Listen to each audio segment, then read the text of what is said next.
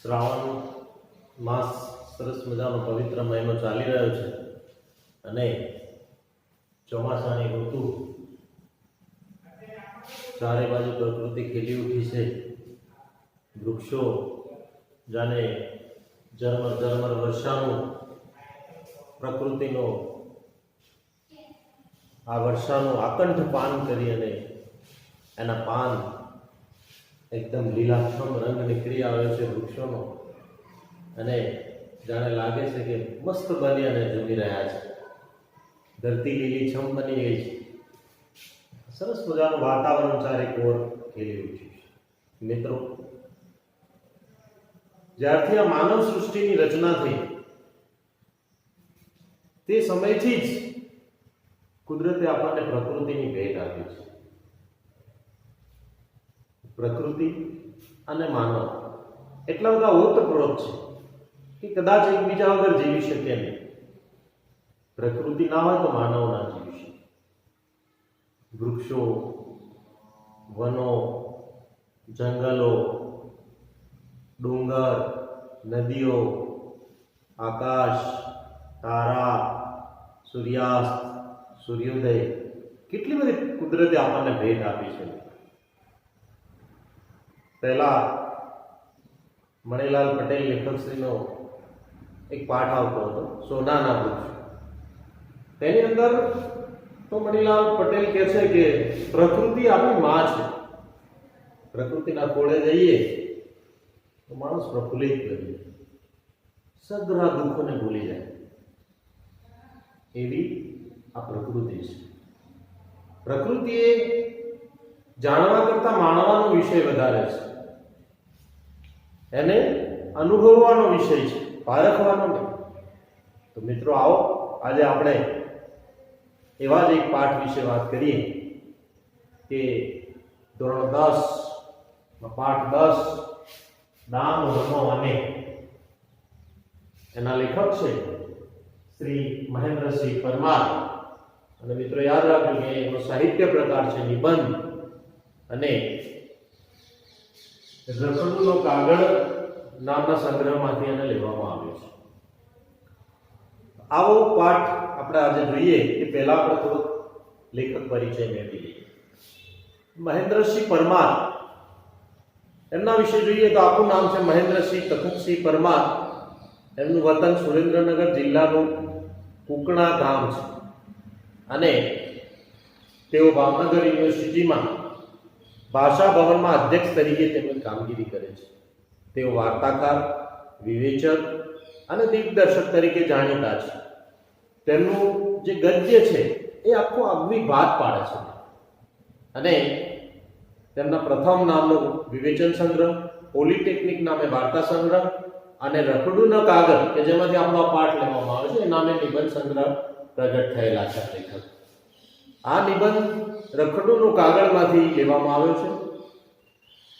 આ નિબંધની અંદર પોતે કરેલા નર્મદા કિનારા અને નાગના જંગલોના પ્રવાસના સંસ્મરણોને લેખક પત્ર રૂપે પોતાના બાપુજીને લખે છે.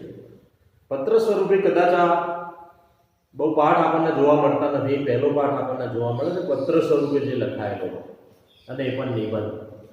તો પોતાના બાપુજીને પત્ર લખે છે. એમને જે અનુભવ્યું તે બાપુજીને લખે છે પત્રની અંદર, જેમાં લેખકનો રખડું સ્વભાવ, સંવેદનશીલ હૃદય અને સૌંદર્ય દ્રષ્ટિ અનુભવાય છે. અહીં લેખકનો નર્મદા સાથેનો સૂક્ષ્મ નાતો છે. સાથે સાથે ગુજરાતના એક રળિયામણા પ્રદેશ ડાંગના પ્રાકૃતિક સૌંદર્ય તથા ત્યાંના લોકોની વિશેષતાઓ પણ આ નિબંધમાં અત્યંત લાગવથી વર્ણવાય છે. એ સાથે લેખકનું સંવેદન પણ ઘૂંટાતું જાય છે અને આ આખી વાત કરવા માટે એમને પત્ર શૈલી પસંદ કરી છે અને પત્ર શૈલીમાં આ વાત કરી છે. લેખકે પોતાની અને ભાવકની વચ્ચે અંશતઃ એક સેતુ રચ્યો છે. નિબંધનું ગદ્ય પ્રવાહી હોવા છતાંય ઊંડાણવાળું છે. ગુજરાતી ગદ્યની એક એમાં જુદી તરહ એમાં આપણને જોવા મળે છે.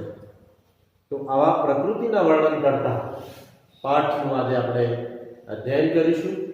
તો મિત્રો, તેઓ પત્ર લખે છે લેખક અને પત્ર પોતાના બાપુજીને લખે છે. તેમને જે અનુભવ્યું નર્મદા નદીના કિનારે જઈને ગયા હોય, કે પછી ડાંગના જંગલોમાં ગયા હોય, કે પછી ગિરિમાળાનો ધોધ જોયો હોય, જે અનુભવ એને હૃદયની અંદર જે ઉથલ પાથલ મચી એના એ એમને પત્ર સ્વરૂપે ઢાળી છે. તો આવો આપણા નિબંધને માણીએ. પ્રિય બાપુજી, અગાઉ અંકલેશ્વર અને આહવા ગયો ત્યારનો તમને લખવા ધારતો હતો. એ પછી ફરી એકવાર જઈ આવ્યો અને લખ્યા વગર ન જ ચાલે એવું થઈ ગયું. એ અનુભવોને પુનઃ સ્મૃત કરવાનો પ્રયત્ન કરું છું. બાપુજીને કહે છે કે હવે એટલું બધું મારા હૃદયની અંદર, મનની અંદર આ સૌંદર્ય ભરાઈ ગયું છે કે હવે લખ્યા વગર ચાલે એમ નથી. અને એ સ્ફુટ કરવાનો પ્રયાસ કરે છે. સૌંદર્યને આપણી સમક્ષ, પિતાજી સમક્ષ સ્ફુટ કરે છે. આહવા જતા પહેલા 3 દિવસ અંકલેશ્વર રોકાયો. લેખક કહે છે અંકલેશ્વર મને બહુ પ્રિય છે. મિત્રો મજાકમાં જેને ગંદકેશ્વર કહે છે. આ પ્રશ્ન પરીક્ષામાં આવી શકે મિત્રો કે અંકલેશ્વરને મિત્રો મજાકમાં શું કહે છે? તો જેને ગંદકેશ્વર કહે છે. કેમ ગંદકેશ્વર કહે છે? કે અંકલેશ્વરનું નામ પડે એટલે મોટી ઇન્ડસ્ટ્રીયલ એસ્ટેટ આપણને કલ્પનામાં આવે. ઔદ્યોગિક વસાહત એક મોટી, કે જ્યાં મોટા મોટા કારખાનાઓથી ઉભરાતું હોય છે અંકલેશ્વર.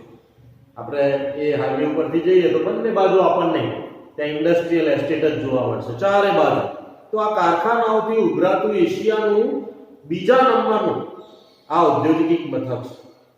અને તેમ છતાંય લેખક કહે છે કે ભલે ગંદકેશ્વર મિત્રો કહેતા હોય, પણ આ મારું પ્રિય સ્થળ છે. હવે જોજો કે પ્રિય કેમ છે.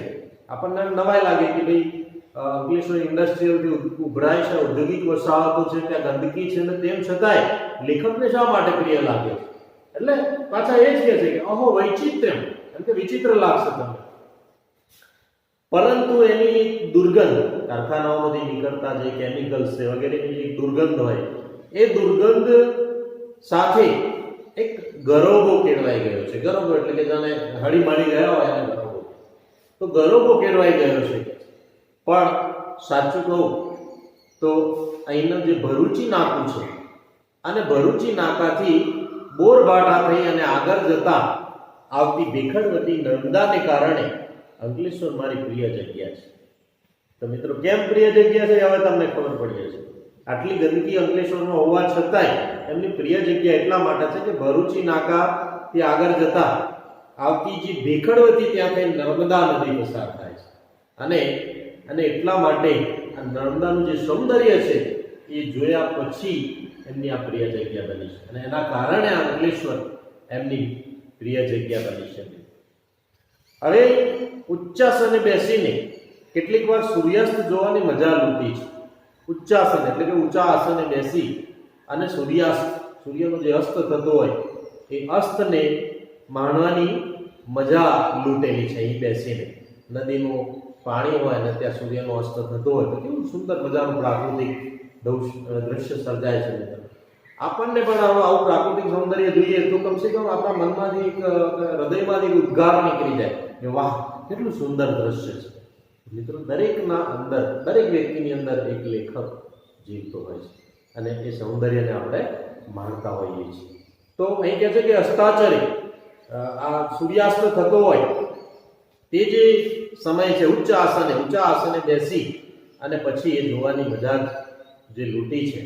અસ્તાચરે પહોંચેલા સૂર્ય મહારાજ આ ક્ષિતિજ જળવતી નર્મદાની સપાટી પર છેક અમારા સુધી લાલ કાર્પેટ બિછાવ્યા. આ રાજમાર્ગે ટપ ટપ કરતા દોડી અને એમને મરવા જઈએ ત્યાં તો એ ગાયબ થઈ જાય છે. અહીં એક શબ્દ છે મિત્રો, ક્ષિતિજ. ક્ષિતિજ એટલે કે આપણે દૂર દૂર સુધી જોઈએ ત્યારે આકાશ અને ધરતીનું જે મિલન દેખાય છે અને એની જે રેખા છે એને ક્ષિતિજ કહેવામાં આવે છે. અને એટલે કહે છે કે આ ક્ષિતિજ જળવતી નર્મદાની સપાટી પર છેક સૂર્ય આથમતો હોય સામેના કાંઠે અને નર્મદાની સપાટીના આ બાજુ આપણે બેઠા હોઈએ તો એનું પ્રતિબિંબ જે પડે, અને એટલા માટે કહે છે કે જે સપાટી, નર્મદાની સપાટી, જળવતી સપાટી પર છેક અમારા સુધી જાણે કે લાલ કાર્પેટ બિછાવ્યા, આ રાજમાર્ગ જેવું લાગે. કવિ કેવું સરસ મજાનું વર્ણન કરે છે કે આજે પ્રતિબિંબ પડે છે, જાણે કે લાલ જાજમ બિછાવી હોય અમારા માટે, એટલે રાજમાર્ગ રાજાઓ જેમ જતા હોય એમના માટે જે બિછાવી હોય એ ટપ ટપ કરતા દોડીને એમને મળવા જઈએ એટલામાં સૂર્ય આથમી જાય અને વળી ગાયબ થઈ જાય છે. નર્મદાએ મને હર હંમેશ જાગૃત કર્યો છે. જાગૃત એટલે કે આમ પ્રાકૃતિક સૌંદર્ય જોઈ અને જે હૃદયમાં ઉથલપાથલ મચે એ જાગૃત કર્યો છે. કોઈ પણ રૂપમાં એ નદી મને તાણી જાય છે. આમ જમણી તરફ સામા પ્રવાહ, જો કે સામો પ્રવાહ તો કહેવાનો, પરંતુ ભરતીની અસર હોય તો છેક સુધી તમે શંકા રહે કે સામો પ્રવાહ કોને કહેવો તે, કે શું નદીએ વહેણ બદલ્યું? અને આમ જઈએ તો છેક કબીરવડ, નારેશ્વર, જબલપુર, અમરકંટક સુધીના તમામ પ્રદેશો ફરી વળું તો આમ ડાબી બાજુ જઈએ તો એ સાથે પાણીના પ્રવાહ સાથે હું વહું તો સમુદ્રમાં ત્યાંથી ક્યાંયનો ક્યાંય પહોંચી જાઉં. જમણી બાજુ કહે છે કે કબીરવડ, ત્યાં જોવા જેવા સ્થળો છે ને, તમે જો પ્રવાસમાં જાઓ તો તમે કદાચ કબીરવડ જોયો પણ હશે, તો ત્યાં જોવા જેવા સ્થળો છે. કબીરવડ છે, નારેશ્વર ત્યાં મંદિર છે, જબલપુર છે, અમરકંટક કે જ્યાં નર્મદા નદી ગુજરાતમાં જે પ્રવેશે છે ત્યાં અમરકંટક તેને તે સ્થાનને કહેવાય છે. તો ત્યાં સુધીના તમામ પ્રદેશો જમણી બાજુ જાઓ તો ફરી વળો, અને ડાબી બાજુ જાઓ તો એ પ્રવાહમાં વહી અને સમુદ્રમાં ક્યાંયનો ક્યાંય પહોંચી જાઓ. કબીરવડનો પણ ઉલ્લેખ કર્યો છે કે કબીરવડને કબીરજી સાથે જોડી, એને અનુભવી, કેટલાક તપસ્વીઓના તપને અનુભવી. નાહીએ ત્યારે આખી નર્મદા જાણે કે આપણી હોય ને એવું લાગે.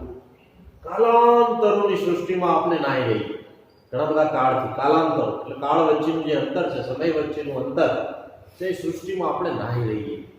અને એક અંજલિ ભરીએ, અંજલિ એટલે કોમો, એક અંજલિ ભરીએ તો આત્માનું જળ ભૂતકાળના બધા દ્રશ્યો વર્તમાનની સન્નિધિ ઉઘાડે.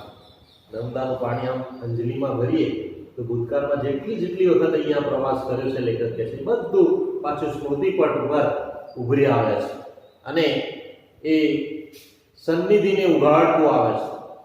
ભૂખ, તરસ બધું જ ભૂલી જવાય આ દ્રશ્ય જોયા પછી.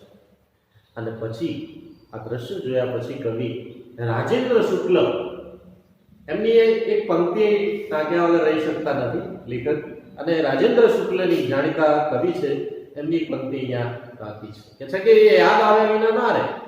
મુઠ્ઠી ચણા કે ધાણી, ઝરણાનું મીઠું પાણી, ગેગુળની ગટામાં આઠે પ્રહર ઉજાણી. બહુ સરસ આ પ્રાકૃતિક સૌંદર્ય સાથે વણી લીધેલી આ કાવ્ય પંક્તિ છે. એ મુઠ્ઠી ચણા, આપણે પિકનિક જઈએ તો ખાવા માટે કે નાસ્તા માટે કંઈક લઈ જઈએ, પછી ત્યાંનું પાણી પીએ, મુઠ્ઠી ચણા કે પાણી, એમાં ઝરણાનું ખળખળ રહેતા ઝરણાનું પાણી કેટલું મીઠું લાગે.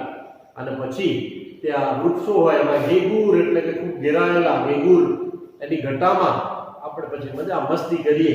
આ પંક્તિ આ પ્રાકૃતિક સૌંદર્ય સાથે આ રીતે સંકળાયેલી છે.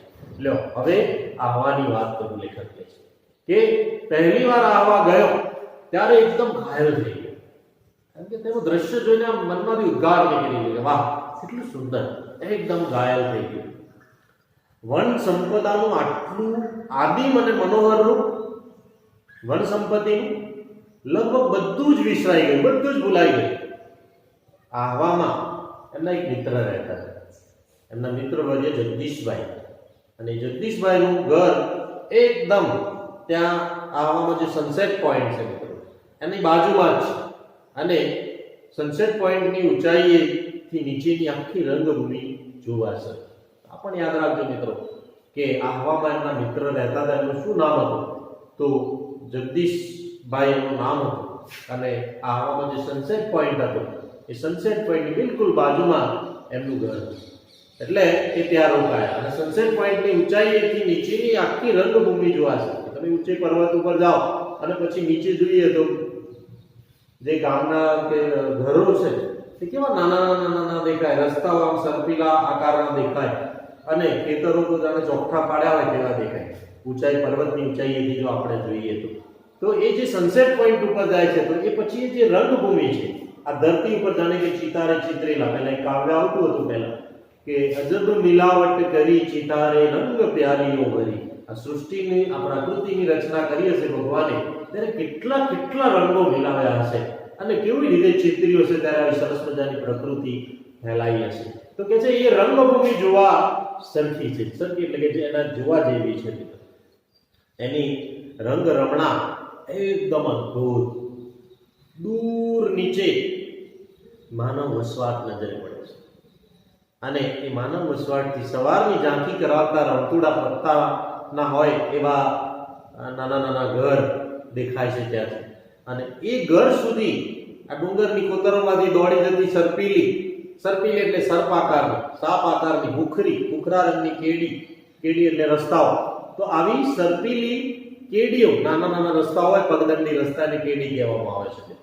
તો એ કેડીઓ ખીણમાં છેક સૂર્ય સાથે જાણે હરીફાઈ કરવા માટે મથતા સાગની અને જમીન પર પથરાયેલા વાંસ અને ઘાસ, એની પોતપોતાની લીલમ, એનો છાપ, એનો એવો કે સૂર્યપ્રકાશને આટી અમારે નયન રમને અને નયન મનોહર. શબ્દોની ખરેખરી અર્થ છાયા અહીં આપણને પ્રત્યક્ષ થાય છે કવિના આ સંવાદોની અંદર. પવનની સાથે ગુમરાઈને ઉપર વહી આવતા રંગ, ગંધ, અવાજના ત્રિવિધ રૂપને ઊંડા શ્વાસ લો તો આખા અસ્તિત્વમાં આપણે અનુભવી શકીએ. પવનની જાદુઈ લાકડી ફરે અને દ્રશ્ય શ્રાવ્ય ચલચિત્ર પરિવર્તન જાણે કે પામતું જ રહે. હમણાં જ પડી ગયેલા વરસાદને વળી આ રંગભૂમિનું સમીકરણ જ આખું બદલી નાખ્યું છે. તમે નજરે જુઓ ને તો વળી એનો એ જુદો જ સ્વાદ અનુભવો. પણ આ જગ્યાએ બેસી મને એક વિચિત્ર પણ મજાનો વિચાર આવ્યો. વિશ્વની કોઈ પણ સ્પંદનશીલ ચેતનાને સ્પર્શે એવી આ દુનિયાને જોઈ અને કોણ કેમ રિએક્ટ થાય, કેવું અનુભવ કરે. પદાર્થ એક જ, પણ એને જીવનારા આપણા બધા પાત્રો કેવા નોખા અને બધા જુદો જુદો અનુભવ કરે. અને તોય એમનું એમ બને. એ આપણે જોઈ શકીએ છીએ કે કવિએ સ્વાદની વાત કરી છે. શ્રવણેન્દ્રિય અને સ્વાદેન્દ્રિય, એને સ્વાદ નહીં પણ આપણે અનુભવી શકીએ એવી સ્વાદેન્દ્રિયની પણ વાત અહીંયા લેખકે આપણને કરી છે. અને આવા રસ્તાઓ સૂરજને પણ આંટી મારે એવા નયનરમ્ય અને નયન મનોહર શબ્દોની ખરી અર્થી છાયા આ આપણને અહીં લેખકની જોવા મળે છે. અને આવા રંગ, ગંધ, અવાજના ત્રણ પ્રકારના જે રૂપ છે અને એમાં ઊંડો શ્વાસ લઈ આ પ્રકૃતિમાં જઈને તો આખા અસ્તિત્વમાં અનુભવી આપણે શકીએ. પછી કહે છે કે પવનની જાદુઈ લાકડી ફરે અને જાણે કે દ્રશ્ય શ્રાવ્ય ચલચિત્ર પરિવર્તન પામતું રહે, બદલાતું રહે. હમણાં જ પડી ગયેલો વરસાદ પડ્યો એટલે પ્રાકૃતિકના સૌંદર્ય કે સોનામાં સુગંધ ભરી જાય. પ્રાકૃતિકનું સૌંદર્ય ઓલ ખીલી જાય છે વરસાદ પડે એટલે કે આટલું સૌંદર્ય તો હતું જ અને એમાં વળી હમણાં જ વરસાદ પડી ગયો. અને આ રંગભૂમિનું સમીકરણ જાણે કે એને બદલી નાખ્યું. તમે નજરે જુઓ ને તો વળી એનો જુદો જ સ્વાદ અનુભવો. પણ આ જગ્યાએ બેસીને એક વિચિત્ર પણ મજાનો કે છે અનુભવ થાય. અને લોકો બધા જુદા જુદા પાત્રો કેવી રીતે રિએક્ટ કરે એ પણ એ વાત કરી છે. અને પછી તો દંડકારણ્યના જુદા જુદા રૂપ જોયા. ડોંગની અંદર જે દંડકારણ્ય કહેવાય એમાં જુદા જુદા રૂપ, જેમ કે મહાલનું ડાંગ, વધાઈનું ડાંગ, સુબીર, વાંસદા, શિવઘાટ, સાપુતારા, આ બધે દોડાદોડ કરીને આપણે આગળ જઈએ ને નવસારી છોડીએ ને પછી ડાંગ અને આહવાના જંગલો શરૂ થાય. જો તમે સાપુતારા ગયા હોય ને તો આ બધું દ્રશ્ય તમે જોયું હશે કે રસ્તામાં બંને બાજુ કેટલા ગાઢ જંગલો છે. સાપુતારાનો તો દ્રશ્ય જ મનોહર. મિત્રો એ સાપુતારાનો પ્રવાસ ચોક્કસ કરજો તમે, તો આ બધું તમને જોવા મળશે. બધે કે મેં દોડાદોડ કરી મૂકી. ક્યાંક વળી ખૂબ ઊંચાઈએથી ઊંડે તો ક્યાંક એકદમ ઊંડાઈથી ખૂબ ઊંચે ચંચળતાથી એમને ભમી લીધું. લેખક કે છે ખીણને રસ્તે રાત્રે નીકળ્યો તો સ્તબ્ધ થઈ ગયો, નવાયેલા. શું તરફ આગિયા. મિત્રો આગિયા જોયા છે.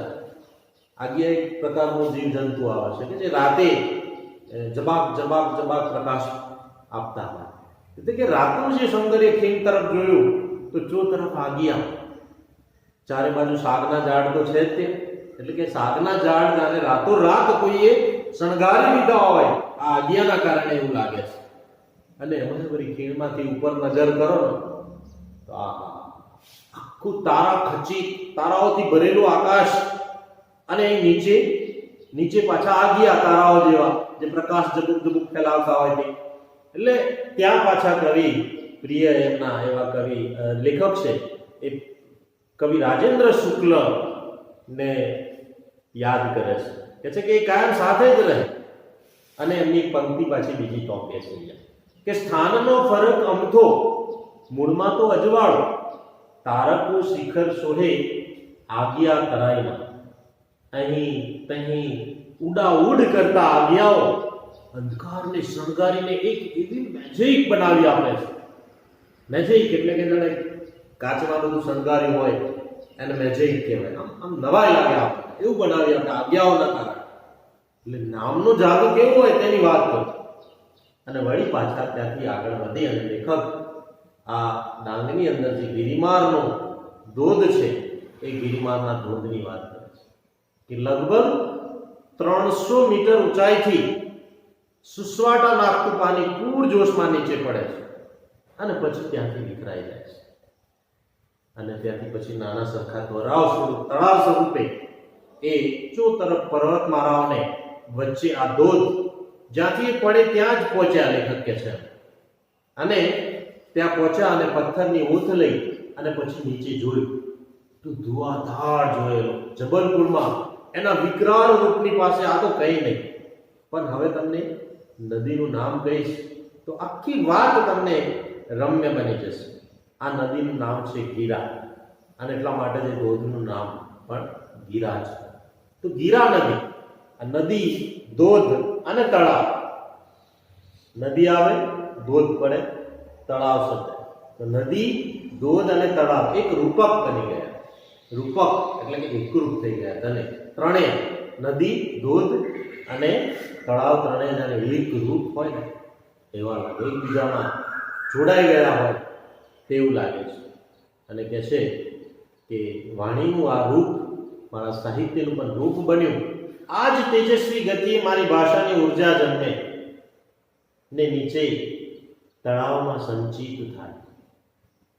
પેલા ટચુકડા બુભુક્ષુ એટલે ભૂખ્યા, ટચુકડા બુભુક્ષુ માછીમારો જે ઝાડ નાખીને ઊભા છે તે મોયે ઊભો હો. પછી એ જળ પાછું બંધાઈ ના રહે, ગીરા નદીના રૂપે વળી નવા પ્રદેશો સર કરે. કેટલું સરસ નામ છે નદીનું, ગીરા. લડી લડીને હેત કરતા વાસના ઝુંડના ઝુંડ. આહવા ને ડાંગના જંગલોનું નામ પડે મિત્રો એટલે ત્યાંના વાસ ખાસ જોવા મળે. વાસના ઝુંડ, અને એ એક ઝુંડમાં જ હોય વાસ, અને એકબીજાને લડી લડીને એટલે કે નમીને જાણે એકબીજાને પ્રેમ કરતા હોય એવા લાગે આ ઝુંડના ઝુંડ. ક્યાંક ઉન્મત્ત ગજયુદ્ધ જેવા.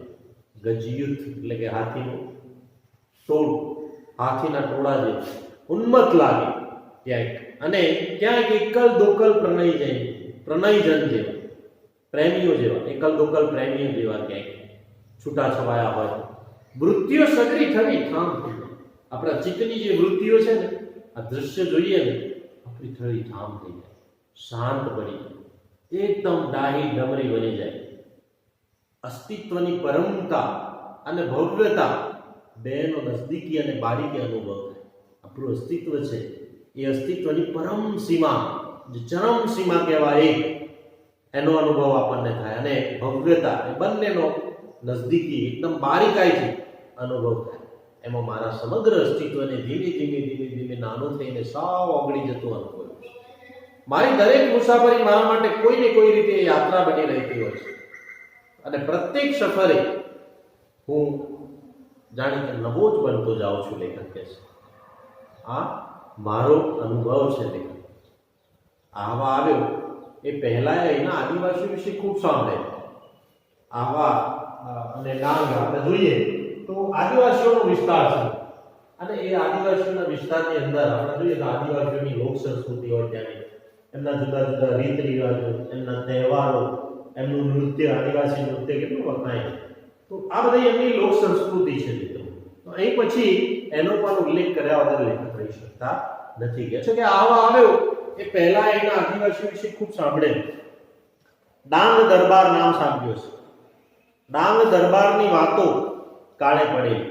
આ વખતે આ લોકોની દુનિયાને આછેનો પરિચય જ માત્ર મળી શક્યો.